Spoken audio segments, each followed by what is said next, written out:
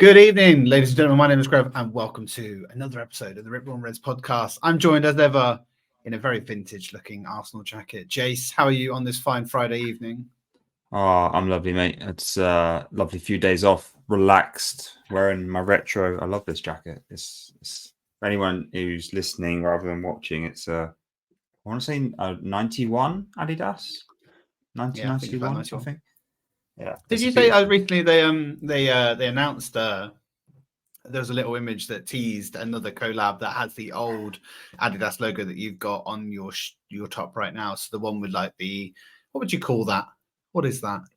What, this crest? No, the other side, the Adidas one, like the three-pronged. This is Adidas original logo. Yeah, so it's another Adidas original collab. That'll be coming soon. Have you seen the Ian Wright collab as well? I mean, I'm gonna share. I'll share it afterwards. I'll share the link as well because it looks tasty. Yeah, I've got more money to burn, of course, on Adidas.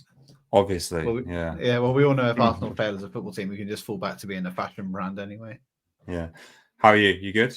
Good week? Yeah, man. A busy week. Was away with work Monday to Wednesday. Got back super late. Thank you for the lift home from our friend Spence, who I was unable to watch the Arsenal game with you in the ground, but obviously did catch most of it on my mobile device.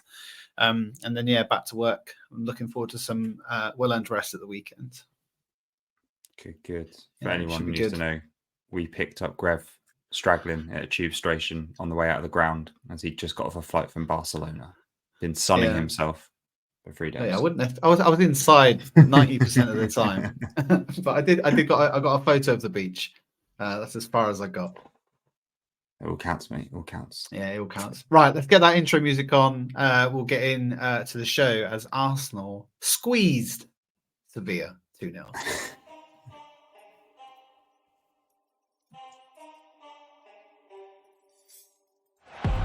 Saka.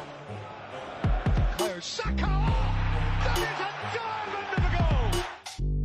It's Bergkamp. That's magnificent! This is my club. Fucking love this football club. Henri. What a goal! Gabriel Martinelli! He's scoring for Arsenal!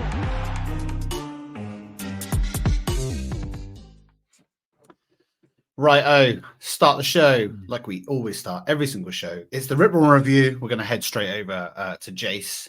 Searing hot, as ever, I'd imagine. What have you got for us this week? I've got an observation. I think I've had this thing about all year about the Champions League. All year I've been saying that we're gonna. My bet was we'd win the Champions League over the Premier League. I feel like I've seen the evidence the night before last, on why. The performance against Sevilla, we completely outclassed them. And I'll go on to talk a bit more later about that performance. But for me, we are much better against European opposition, especially like Spanish teams. I've noticed. We exploit the space a lot more. We do not get the same kind of luxury afforded to us in the Premier League, especially with Saka and Martinelli are just doubled up on all the time. And for me, like I just watching and observing, comparing it to the Premier League, I feel like if we played in La Liga, we'd romp away with La Liga. It'd be so easy for us. And the Champions League is proving to be a little similar. And I think that's also why the Premier League is maybe harder to win, or is harder to win, and actually should maybe be respected more as the premium competition to win over the Champions League. Because I genuinely think that the caliber of squads and teams and tactics in the Premier League is just a level above the Champions League. That's my observation from just watching a game like against Sevilla. The scoreline for me didn't necessarily reflect how well we played. We absolutely, we destroyed them. And it just kind of made me analyze. Like I was like, are we a Premier League team, or are we better as a European team? And I'm like, I genuinely think that if we were in Europe, playing in another league, we'd be top of the league by far. Do you think Yeah. there's an element potentially of with obviously like us in the Premier League and Sevilla in La Liga, that they maybe underestimate or underplan and prepare for a match like us? They have more time and are more well equipped, I suppose, to deal with the teams that they play in their home country, because they play them more often. I suppose their networks and stuff will check out their players much more often than they check out ours. Do you think there's an element of that, of maybe underestimating, under preparing for a game against a side like us, or do you just think that we are just infinitely better? I think we're just infinitely better. I wouldn't say Sevilla are a team that under prepares. Like they've been, they've had big results against British opposition before. They've won multiple European Cups consistently. Notably, I remember, European, the Europa League, was Klopp's first final at Liverpool, I think it was, and they lost to Sevilla under Emery. Like they're so used to playing British opposition, and they seem to get the better of British opposition a lot of the time. The difference is maybe the state of that squad in Sevilla. They seem to change their squad quite heavily every year. They get cheap talent in, they develop it, they sell it. And that talent usually gets them to knocked out the Champions League and into the Europa League, and they get close to the final, if not get to the final. And so they kind of then replenish the squad each year. And maybe this year, I think it's been a bit of a bad experience. I think they'd already changed coach. Did they put their whole club up for sale in the summer? Is that right? Yeah, I mean, I think they might have some financial issues in Spain as well. But so I don't think that it was underprepared. I just think that the level of squad that we have is infinitely better. I think the level of the Premier League is infinitely better. And I think losing to Lens away in the Champions League was the anomaly. No, I can't say it. You know what I'm trying to say. Anomaly. That's the one. I genuinely think that was a mixture of atmosphere, crowd, number of different things that night set us. We lost 2-1, right? And apart from that, we won away in a very intimidating atmosphere in Seville. We beat Seville at home. We smashed PSV Eindhoven. So, we should be finishing top of that group now. That should be almost done and dusted. And it looked quite hard on paper. The only other harder group for me was Newcastle's group, which is quite funny. We'll come on to talk about that maybe at the end. That's just my observation. I think we've got a really good chance to win the Champions League. I'm very excited about it. We've got a lot of injuries at the moment. We'll talk about that later. If our squad comes fit again, especially into the knockout stages next year, then I'm hopeful and keeping my fingers crossed. Because I think that's the more realistic opportunity, I believe. So, talk to me about Saka, because I know you've got a bit of a gripe with what we're doing. Yeah. Well, I don't know if it is actually. I was thinking about as I wrote it. So my issue is my question is, can we just please rest Saka? And there's a couple of different things why. Obviously, I say that. Obviously, in probably 3 games out of the last 8 or so, he has either come off slightly earlier with a niggle or limping or something quite wrong. Obviously, he did miss a couple of games because of it. And there's a lot of talk about him being overplayed. And obviously, Arteta has come out quite publicly and said, these players should be expecting to play 3 times a week with no issue. And Saka is one of them. And we always seem to be substituting other players ahead of him. Martinelli, particularly. I know that obviously he's probably just come back from an injury. We don't really say the same about, let's say, Erling Haaland, who pretty much plays every single game for Man City. There are loads of players in the Premier League, right, that play all the games, and they are the stars of the team that cannot or should not be rested or dropped. But I think we're entering a phase of games now that I feel like we're okay to let him have a rest. We're going to be playing Burnley at home, Lens at home. We've got Brentford away, which may be slightly more challenging. Wolves, I think, at home. None of those games particularly worry me. And none of them particularly worry me that if Reece Nelson was playing at right wing instead of Saka. But it just won't happen. We all know that he's just going to be... I saw a really good TikTok earlier that basically had The one where the kids are terrible singers, and then at the end the good singer comes out and it says like the name of the person, and it was who's going to replace Saka, and the last person that sung was Saka, because we all know that he's just going to start again anyway. But during this game in particular, he was manhandled, he was shoved, he was kicked, he was fouled, he was double up. He was really bullied all over the pitch, and he does get that a lot, and it gets no protection from the referees whatsoever. Same against Newcastle, no protection again. And he probably just needs a bit of time off. And I would have hoped, right? Let's rest him against Burnley and then say he's injured so he can miss international duty. We know it's not going to happen. But I'd love it to happen, just because guy just needs some time off. Get him rested, get him well ready for the Christmas running, because that's when the games come thick and fast. And what you don't want to be doing is carrying a small niggle that can turn into something much larger. I think that's what's happened with Ødegaard. I think he was carrying something small that has manifested itself into something significantly larger that now we're paying the price for. Although it maybe have come at a good time because of his lack of form. But yeah, Saka, I need to rest him, please.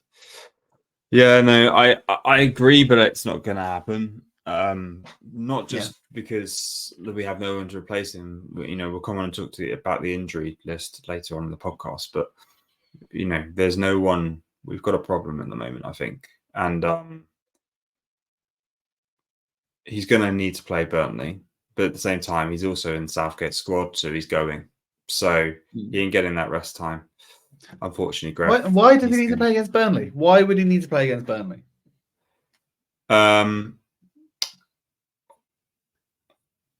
Because there is a problem. I know the drop off is bigger. Attack, right? I know the drop off is bigger. We don't have ample replacements. Did you see the bench? Yeah, and they are. We're going to talk about that later. So let's not spoil the surprise. Yeah. Right.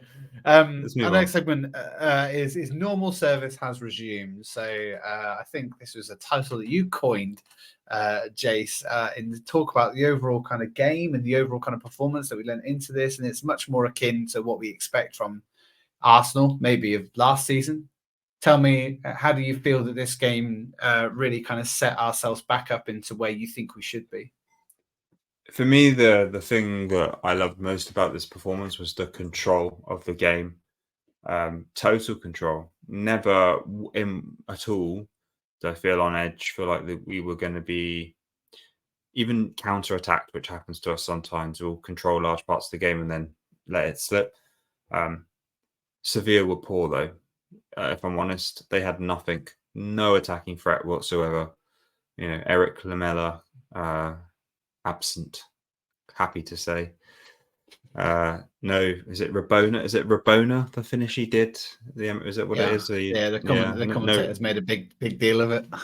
Yeah, no Rabonas on Wednesday night.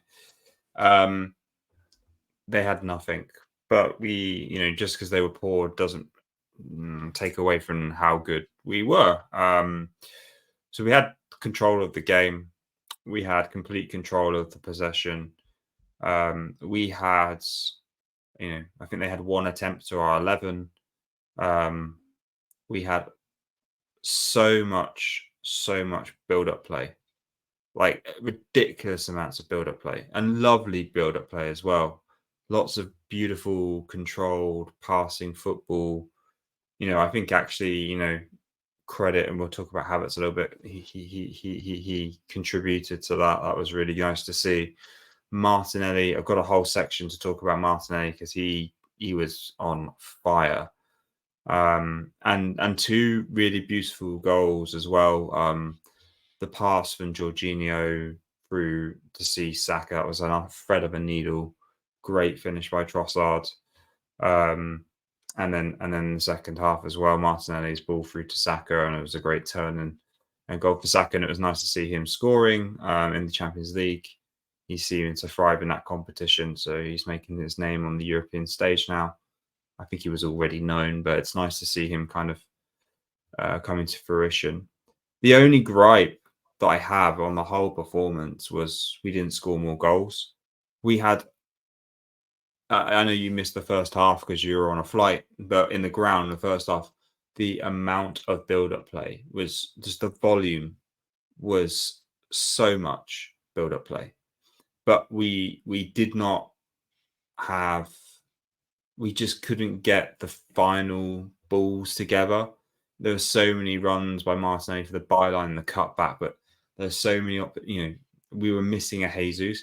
Actually, do you know who we were really missing? Olivier Giroud.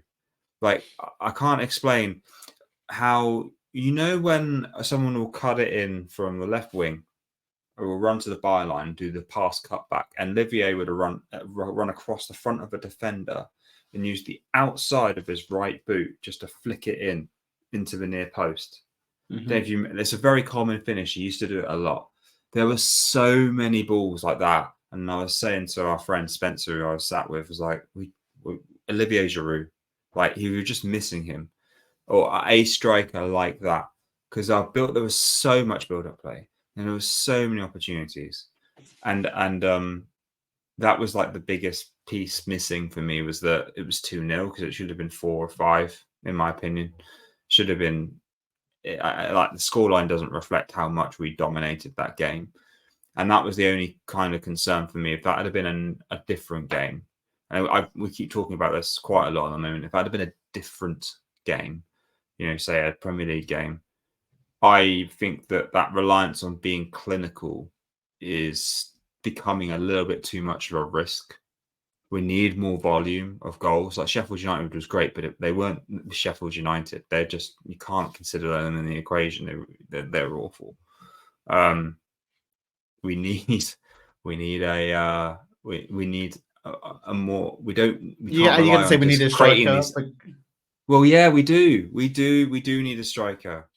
And we don't even have one at the moment. I mean, I think we tried to put Havertz up front at one point in the end of the second half, but we are missing a clinic. Like, not even. We need. It doesn't even need to be clinical, Jace. Yeah. Finisher. Yes, we need a finisher. Yeah, absolutely. I mean, the really funny. I saw the XG for Sevilla during this game is 0.02.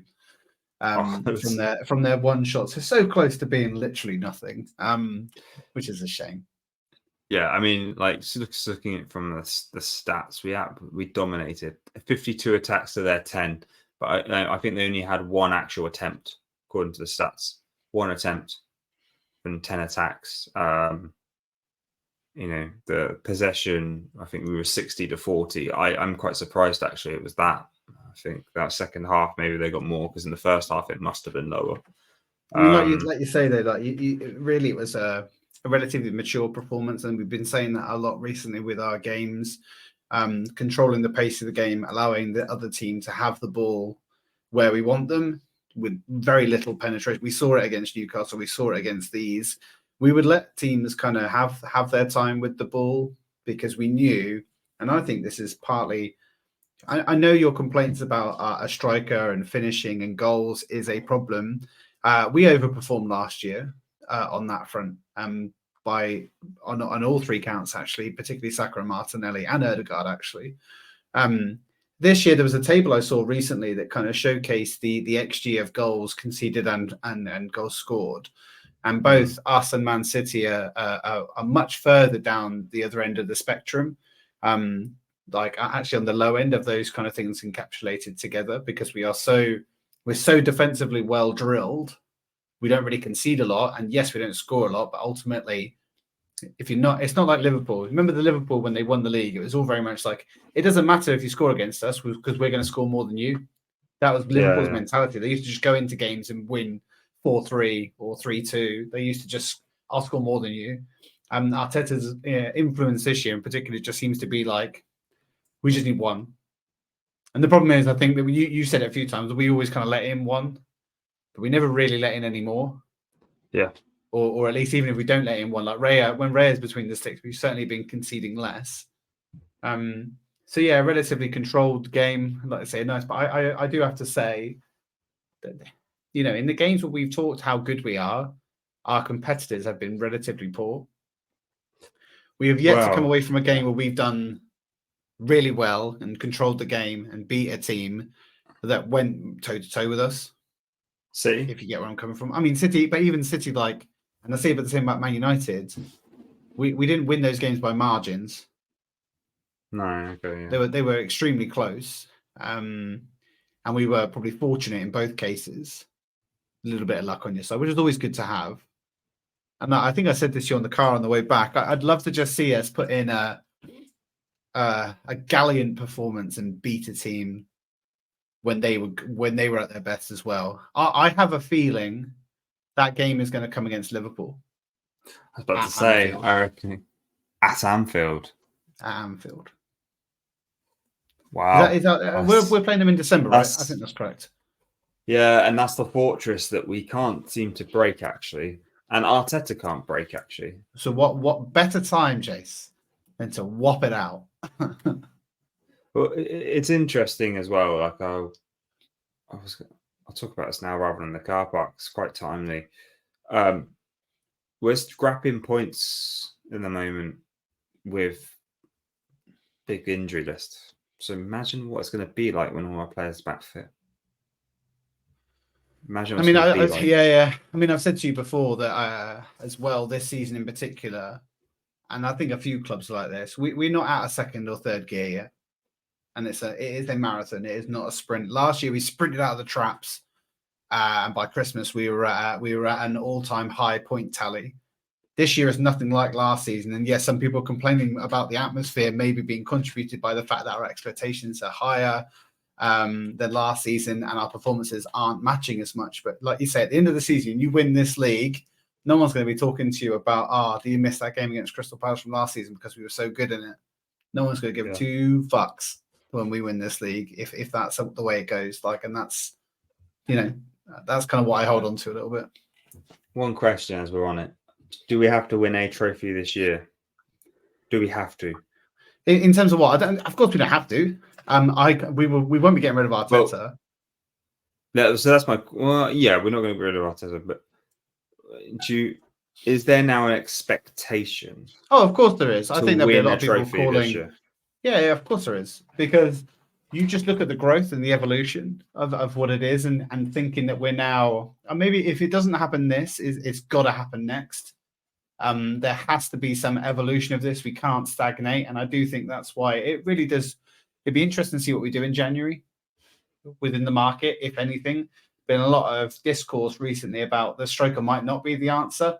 If Thomas Partey is now out for 8 weeks, by all accounts, we'll probably get onto it, but Jorginho, maybe not the answer. So let's see. But I think we have to. Because the amount of media hate and discourse that we get for Arsenal right now, and it is for anybody that thinks I'm some kind of mental conspiracy theorist, you just have to I think I said this to you. Sky Sports tweeted Ben White's own goal in the Carabao Cup against West Ham a week after the game on a Wednesday morning when West Ham weren't playing. No idea why they would do that. Got no idea. Premier League are tweeting Anthony Gordon's goal amidst all of the controversy that goal had already kind of gone through. It feels like everyone just is out to stick it to us. And Jamie Carragher, even after the Arsenal game, was going, how much of Arsenal was embarrassing, putting the club statement out. They've gone too hard. He watched then the Man United, I think Rashford gets sent off. And now he's like, VAR's a disgrace. We need to get rid of it. I'm like, what are you talking about? 2 days ago, he said the same. He said the exact opposite. Honestly, I do think they'll be calling for our heads either way you look at it. But yeah, there are a few conspiracy theories there we probably shouldn't go into. But yes, you're kicking me off, Jace. You're starting me on, man. You've got me riled up now. Entertaining the listener. Right. Go on. Let's move on to Return of the Nelly, our next segment. So we've already talked about Saka announcing himself on the European stage, but what better way than Martinelli to do exactly just that and really showcase our wingers in front of a European audience? What do you love most about Martinelli's performance against Sevilla, Jace? It was his best performance of the season by far. And he didn't score. And he didn't need to score. He was the giver in this game. He was roasting the right back Sanchez, and then they started doubling up, and he was roasting too. he was really winding them up. He had them on toast. It was beautiful. I mean, I lost my voice in the ground because within the first half, every time Tommy got the ball, and give it a Gabby, because you could just give it to him. He literally just one-on-one. He had them every single time, and it was just that classic Gabriel Martinelli we love. One-on-one against the wing back, get to the byline, get as close to the goal as you can, then cut back, and he did it every time. He was superb, and that's what I mean about missing the striker. It was so frustrating because he did his job.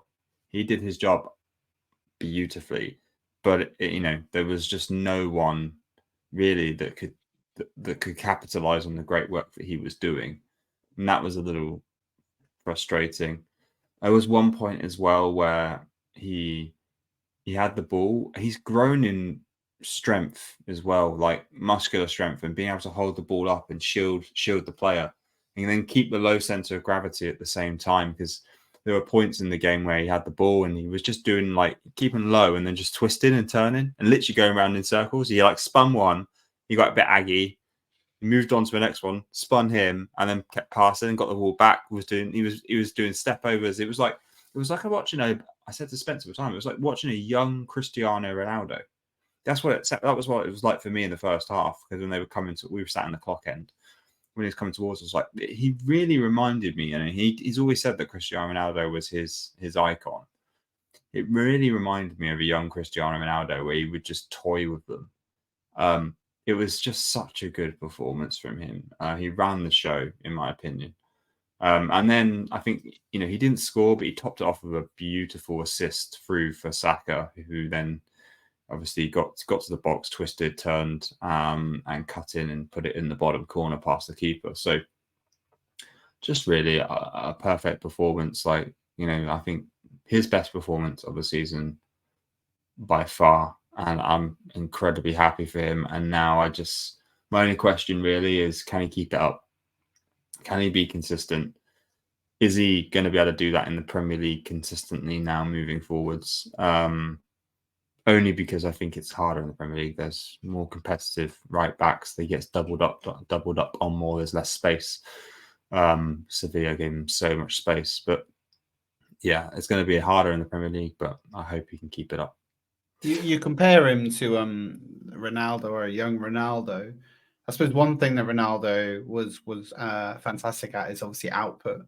An incredible amount of goals and in such an illustrious career.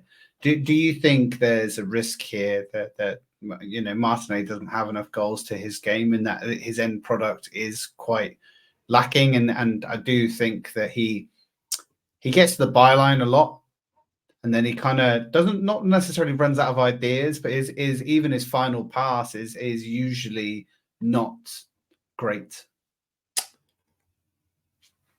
So I'm not worried about that. The Cristiano Ronaldo I was probably comparing him to wasn't the Ronaldo that won the Champions League in that season United and scored 42 goals or whatever it was, and remember the free kick against Portsmouth and all of that. It wasn't that. It was a younger Ronaldo. I remember the first two seasons when he joined from Sporting Lisbon, when Arsenal still had the big rivalry of Man United. We're talking 2004 and the 2005 season. That Ronaldo, who used to just skin players for fun and get to the byline and get it into the box of Van Nistelrooy or Rooney. I suppose that's the point, that they had such incredible strikers that he was, and like you said earlier, we're probably lacking a little bit like that. Someone ahead of him that's significantly better than, say, Trossard or Havertz as the false nine, or even Nketiah, we'd probably get more. Yeah, I think that's the thing, right? Like when Ronaldo, let's remember, Ronaldo replaced Beckham. Ronaldo came in with a number 7 shirt in 2004, beginning of the 2003-2004 season, after Beckham left for Madrid. He was in on the right. Sometimes he played left. His job was to get to the byline. It was different to Beckham because he didn't have as many crosses that went over the top. He was more get to the byline, cut back, step over, trick the defender. But he wasn't a goal scorer straight away. But that's what I was seeing for Martinelli, and it made me very happy to see because that's his. I don't know how old is Gabby now. How old is he? He 22, started I think. very young, very young.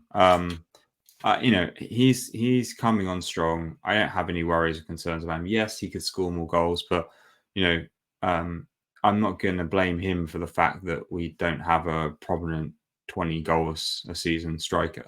That's not his problem.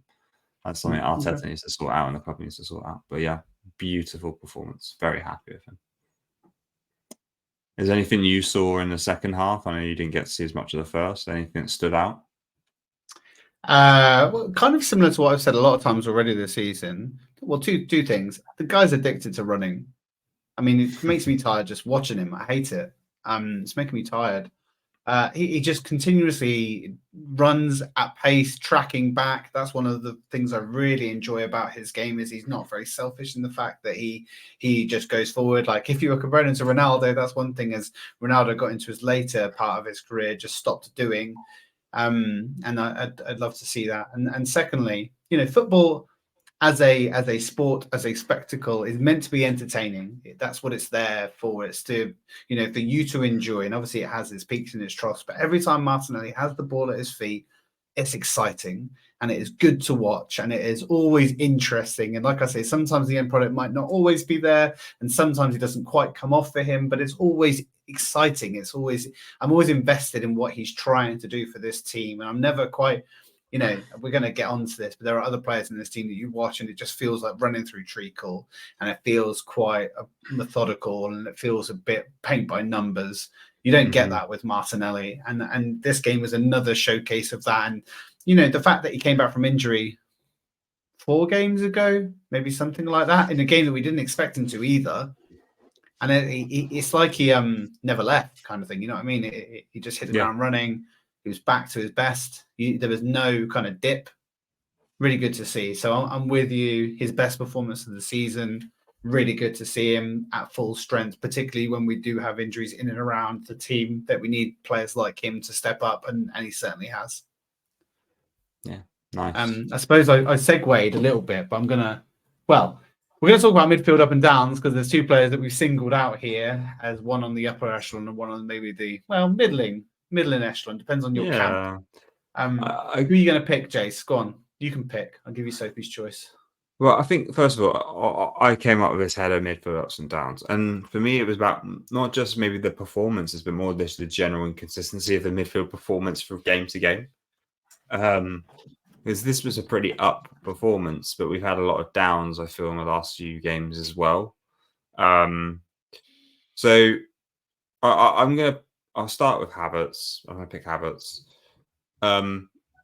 I rewatched it a few times because I was sat behind this and slightly above the goal, sat right in the mid-centre, right behind. And so I had the perfect view of Havertz's header. And I had to go and rewatch for the podcast, just rewatch the highlights again, rewatch that header a couple of times.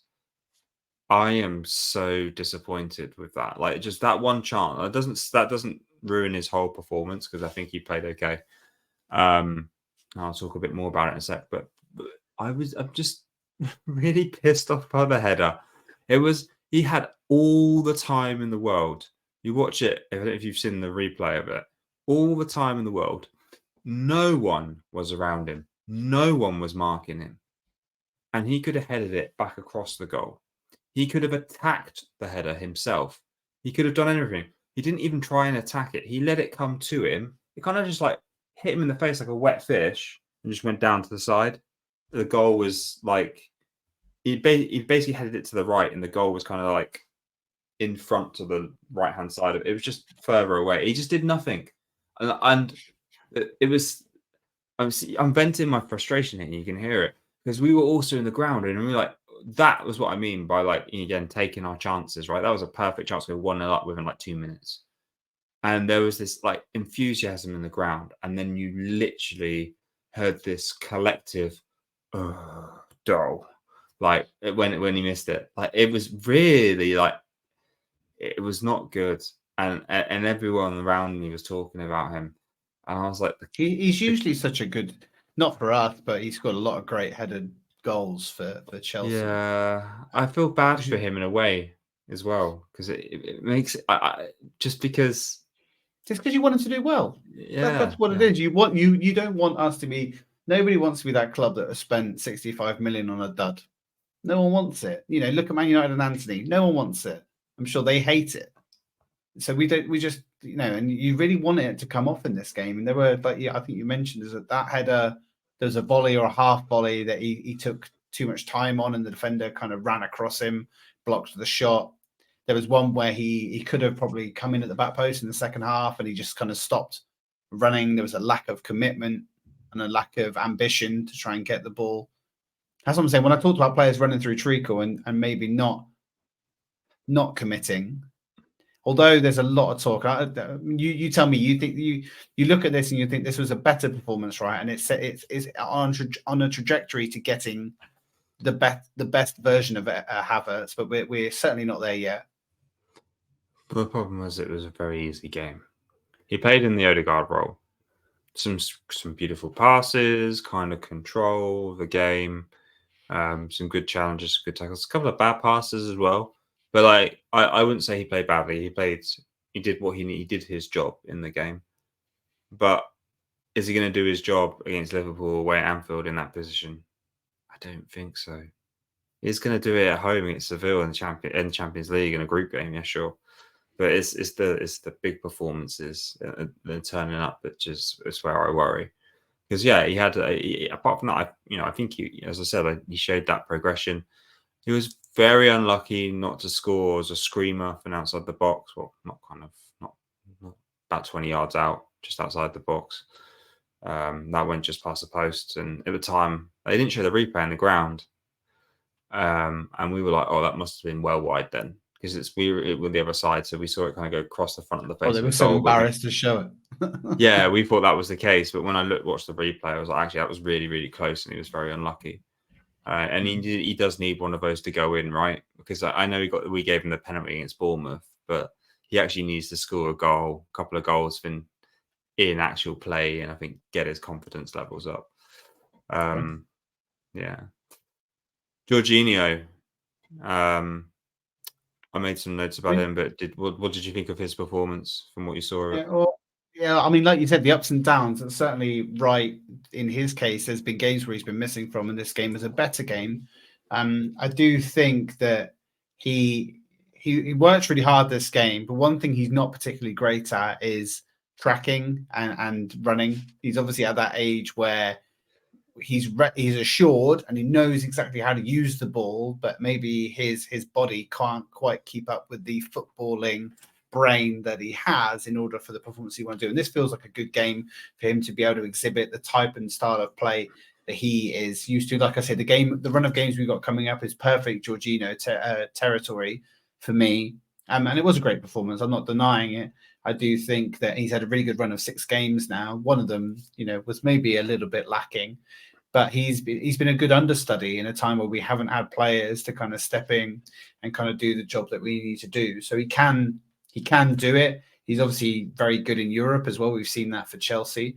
And maybe, like you say, this is a stage where he can feel more well-equipped and more well-versed in how he approaches the games. There was one really interesting thing out of this game that obviously I think Zinchenko moved up into a midfield position in the second half, but he might have played as the right-hand side. He was the number 8. Which was we've talked in pods before of the potential that he has, that his defensive duties are not there effectively. Although actually, I think he didn't do a bad job at left back when he came in the second half. There was a couple of, like you say, maybe Sevilla just aren't very good, but their right winger did not have the beating of Zinchenko on a couple of occasions, which is either I'd probably say it's a testament to how bad their right winger is rather than how good Zinchenko is, considering what we've seen in the past. So yeah, I mean, Jorginho has a good performance. We've got options, and it's good that he's coming good at a time when we need him to come good with the injuries to Partey. It is interesting to see the lack of faith in El Neni that Arteta has, whether or not he's just easing him back from injury because it has been out. Yeah, but only 91 again, 92 minutes. I can't remember. It was late. Yeah, it was It's very like, I'll nice. give you 3 minutes. You can handle 3 minutes, right? Like, yeah, pretty bad. But like, Jorginho was good for sure. Yeah, I 100% agree. He can dominate on the European stage, but he can't do that in the Premier League, and a lot of energy from him. But it slows down about 60 to 70 minutes, and then Well, we've seen him do that kind of Cruyff style or cut inside turn in the centre of the pitch, and we've seen him be pickpocketed quite a few times in the Premier League for sure. And he got away with some of that here because of the opposition. But we cannot afford. And I don't mind against a Burnley or a Bournemouth or a Wolves or someone, but I certainly don't want to. I'd rather not see him as the double pivot against a City, a Man United, a Liverpool. Yeah, we're probably going to have to, but we'll see. We'll see. Yeah. Do you see, well, actually, go on. I was just going to say one thing. Do you see the assist though? Well, the assist was the assist was great. Thread of a needle, mate. That was beautiful. Yeah, I mean, he can pick a pass, and he has great vision. But like I say, I think that Sevilla kind of played into our hands a little bit there because they overcommitted, and we exploited so much space on the counter. And Jorginho, we've seen maybe if he was in that position against Liverpool last year, the league could have been a different story. But there was options there, and he picked the right one for sure. Yeah, absolutely. I was saying we were leading on to the injuries because we were talking a little bit about some of our gaps, and I think you put this that we're certainly a bit rife at the moment with injuries across, and there's certainly some here that are habitual, which is really frustrating. We talked on previous pods about we cannot rely on Thomas Partey anymore. And I think that either he goes in January or he plays a very small part in the latter half of the season and then he's gone. We can't rely on Emil Smith-Rowe. He'd finally come back and has started to show flashes of what we could expect from him. Maybe not to the lofty heights of that time when Saka and Emil Smith-Rowe was booming around the ground, but he showed some promise of maybe filling in that Ødegaard slot when Ødegaard wasn't necessarily hitting form.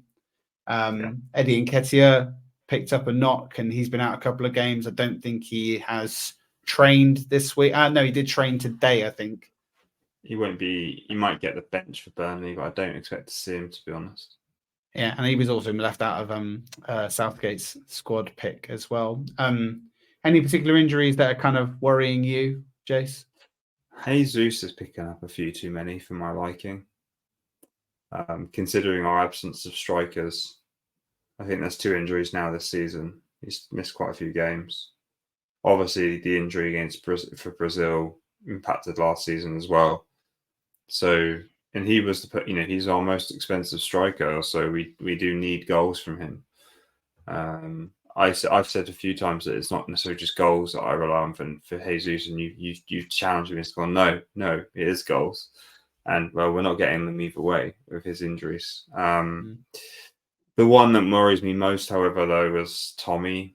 I've been Googling, trying to find any news on Tommy. I don't know if there's what Arteta said in his press conference. He didn't seem to elaborate on it, but they took him off at half-time because he had discomfort and they didn't want to take any risks. I'm actually okay with that because he was solid and so good in the first half. And I think all of the opinion now is that Zinni is a midfielder. Tommy is now the starting left back until Timber's fit again. 100%. And I think we even put Kivior at left back at some point in the second half. Move Zinni into midfield. It seems to be that we've got ample replacements to an extent. If Timber's back fit, then we're good in the defence, I think, and we're pretty solid. I mean, defence is solid anyway, been pretty solid most of the season. But Tommy's the one that worries me most because I think we really need him and he's really coming on strong on the left-hand side. And I think the fact that he's playing left centre-back for Japan and then playing left-sided for us is really helping him. I think I think games coming up mean that Zinni is a really well-adapted left back and can easily play in that position against the opposition that we got coming up. I don't think there's much to be worried about. I agree that we don't want to see it because Tommy has been quite an injury-ridden few seasons at Arsenal, and he's been quite intermittent. I do actually find that's quite a worry across our squad. I wonder if there's, training muscular injuries, a lot of ACLs, that kind of stuff. I don't know if there's certain aspects of Arteta's regime that is causing flare-ups in our injuries, but we seem to have a lot of reoccurrence of the same injuries. We do. I think the change in medical staff is because the medical staff, the guy Driscoll, he went to United, I think.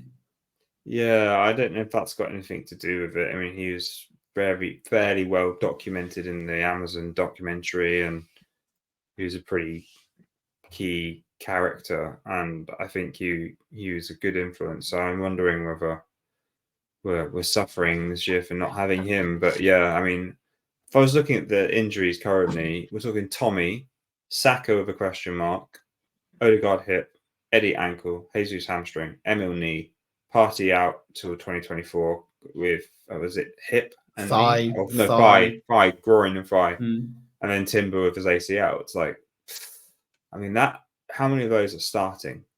Odegaard's starting, Partey starting, Timber starting, Jesus is starting. They're missing 4 starting and 3 solid players from the bench. Yeah, I mean, you got to thank our lucky stars of some of the depth that we brought into the squad over the summer to ensure that we're currently able to cope, right? Yeah. But as I was saying, just wait till we're back fit. Other teams are going to get injuries. Well, Spurs, you look at Spurs now. They've now lost Maddison till next year. I think they've also lost another player till next year. Can't remember who it was. I think Richarlison's out for a while. But Van der Ven, yeah. Yeah, VDV. Sorry, I'm calling him VDV because my Spurs mates in the WhatsApp group called him VDV. I genuinely didn't know his name, so. I mean, he's been. If we were talking about, I know we waxed lyrical about Saliba, but if you've watched any Spurs, he's been amazing. He's been really, really good. Hates me to say, pains me. Right, let's get that parking lot. We've already talked about one of the subjects in here, but there's some bits that you want to talk about, right, Jace? Go on. Oh, just find it funny. United and Newcastle are both bottom of their Champions League groups and struggling. Well, not doing as well in the league as they were last year. It's interesting. I saw a tweet basically saying like, "Who don't let average Premier League teams into the Champions League. Just put the proper teams in." Referring basically to Liverpool. Liverpool, especially being a team that should really be in the Champions League this year and are not. Considering their league performance and obviously were walking the Europa League. I just found that quite, I don't know, it's quite amusing, right? I think especially in United's group, like Galatasaray and Copenhagen are 2 teams that they should be beating with the caliber of squad they have. Obviously, they've got injuries too. Bayern Munich's obviously always going to be a difficult one. Newcastle had the group of death. I actually thought they were going to do all right, especially after the PSG result, but they've just flumped. It doesn't even look like they might even make Europa League. So it's just quite interesting. But on the same time, we need to have our British teams all doing well in the Champions League to maintain the number of spaces that the English Premier League gets for European qualification slots. I think we're getting 5 this year because I think the Champions League is going up in volume of teams next year. But no one's mentioned that. We want the teams. We want the teams to go further as well, right? The more games that our competition have, the better it is for us. Yeah, I mean, if Liverpool were in the Champions League and City in the Champions League, that's better for us. It's interesting. I still think that the top 4 is as it is now is going to be the top 4. Spurs might. I'm intrigued to see what happens to Spurs with the injuries now they've lost a game. I'm intrigued to know whether they've had their spell where they've ridden the positivity and it's going to wear off now and it's going to maybe like kind of level out. I'm not saying they'll go really bad, but I'm saying will they be in that position more where they're like touch and go for the Champions League opposed to solid Champions League. It'd be interesting to see how they do. I think we're making a big assumption with us, right? The next 6 games, I think it's like Burnley, Wolves, Lens, like Brentford, as you were saying, like we should basically be winning our next 6 games before we go to Anfield. and no excuses. Obviously, the injury list is a problem, but if we win all those games with all these injuries, we're getting the points. We're just slowly, as you said, doing our job until we get to the hard crunch time of the season, learning our lessons from last year. Got no complaints. So just hopefully we just keep, scraping as many wins as possible. If we get a couple of draws here and there, great. Try and minimize losses and stay in it till the end of the season. That's the goal. Yeah. You just got to be in touch and distance, right? That's all we've got to be, and we got to keep in that mix. And the performances can be intermittent if they need to be. Of course, I'd prefer if they weren't, but at the same time, I'll snap your hand off if it means that we're going to still be there in April time and be in the competition. It's just exciting to be there, and certainly I think we deserve it. I was going to say that obviously United, I can.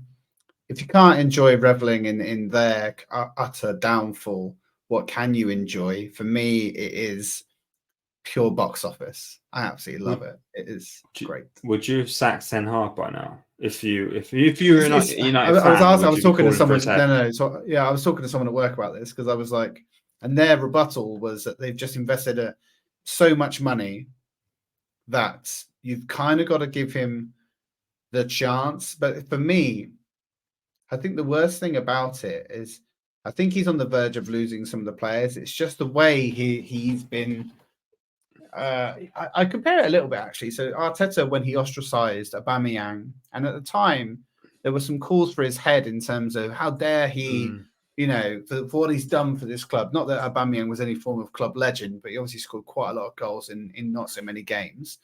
He was a captain. But now, and he was. But you look at that now and you're kind of thinking, yeah, it made sense. And I think that, maybe the reasons at the time, lateness and not coming back from his mother's illness, like a day late, they do seem a bit obtuse. But, Arteta had a set of non-negotiables that he wasn't willing to waver on. Where you look at the way that Ten Hag has treated Sancho, just feels odd. And he kind of feels like he has been ostracized from the team for no real reason. And then he's also coming out and saying, like, I can't play the way that I played at Ajax, despite signing loads of players from Ajax. You sign these players, you've got to, if you can't get what you think out of them, then something is awry there. And I do have to say that, it just feels odd to me that he hasn't lost the dressing room yet, but I think he's on the verge of it. And they just don't feel to me like a cohesive squad right now. We got rid of Maguire as captain, and now he's having to play Maguire all the time because of the centre backs that are out. Well, Varane's back there, so maybe he's lied his bed and he's kind of like, yeah, that's cool. So I'll keep Maguire. But some of the clips I've seen, there was one where he just hoofed the ball 30 yards out and into the crowd from like a nothing. Maguire should be nowhere near that Man United squad. Nowhere near. Johnny Evans. He's 35? This is what I think. You look at, you're going to get me started now, but you look at the way that we run our club. And there was a clip from Gary Neville about 2.5 years ago when Arteta, I think we played Brentford and we'd lost to Brentford on the opening game of the season. I think it was that season. And Gary Neville came out and was going, what's Arsenal's strategy? How are they approaching their windows? There's no cohesion. There's no idea to how we approach that. And everyone looks at each other going, is he blind? Like, it's literally everyone could name Arteta's player. Young, versatile player, can play many positions, and is effectively good on the ball. Those three things, every single player we've signed has those attributes. Yeah. Everyone can see it. And when you look at Ten Hag signings, what have they got? Casemiro is 32 or 33. You're not building a midfield around him. Same as Eriksen, not building a midfield around him. Fernandes is your captain. He's absolutely woeful as a captain. The same as Aubameyang. Aubameyang was not a captain, and you could see why it was taken from him. And it just feels like he doesn't have the mental fortitude to do the same for me. But I love it. I'm here for it, Jace. I've got the popcorn out and I'm watching it. Anthony. I mean, the fidget spinner, honestly. Ooh. I'd be incredibly furious if I was a Man United fan. And the fact that we get a lot of hate for club statements and embarrassing about VAR and crying tears about it, Like, I'd much rather be doing that than what they're doing. I'm Yeah. fully behind Arteta in what he is doing, and other clubs are waking up to it now that we can't continue to let these northern bunch of mates and friends who go off to Saudi and get paid a big wedge to go referee some games there and come back again to look while they're managing refereeing games with their brother's a Man City supporter.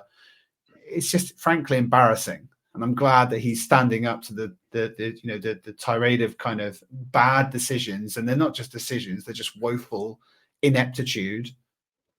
I'd much rather that than what they've got.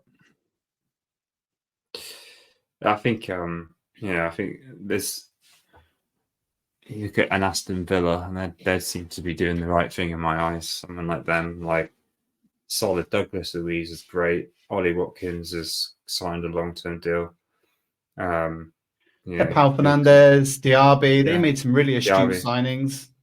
They're going to be Europa League easy, I think, if they keep playing the way they're playing. Well, Emery's got the pedigree for it, right? Apart from us. Yeah, but I think he didn't learn. His English is much better. He couldn't communicate. He took a job he struggled to communicate in, but he learned his lesson. Yeah, and I'm kind of happy. I'm happy if he was going to learn that lesson with us, because we got Arteta as a result, and he's gone to do good things since. Burnley predictions, mate. Yeah. All right. You're going to go first. I know what you're going to say. Well, I was going to say 3-1, but I was just going to say lineup as well, right? A lot of injuries. Anything? I'm going to go 3-1 home win, but I'm going to ask you lineup first before you score prediction. So I think it's Raya. If Tommy's not there, be Zinni, Saliba, Gabriel, White, Rice, Jorginho. I think Odegaard's going to be fit, so I think he's coming back, and I think Saka will still play as well. Yeah. I think Trossard will play up top. So Trossard or Havertz? I don't know if Nketiah. I was just reading, because obviously I play a bit of fantasy football, and they usually have some really good coverage of the. If he's not trained, he's not going to start, surely. Well, I suppose, yeah. If it was Saka, I'd be telling you you're full of shit, Jace, because that means nothing. I do think that Eddie will make the bench. I think. Yeah. Okay. My prediction will probably be I can't see Burnley scoring. I'm going to say 2-0. Okay, nice. Let's see. Cool. All right. Well, thank you everybody for joining us. If you're watching this on your YouTube channel, then please do leave a comment, leave a thumbs up, and leave a subscribe. Jace, if they're listening to it on their podcast provider of choice, what do we want them to do there? 5 stars, please, and a lovely review if you'd like to leave one. And we will hopefully speak to you over the weekend once we have beaten Vincent Kompany and his Burnley side. So we'll speak to you again very, very soon. Cheers, guys. Come on!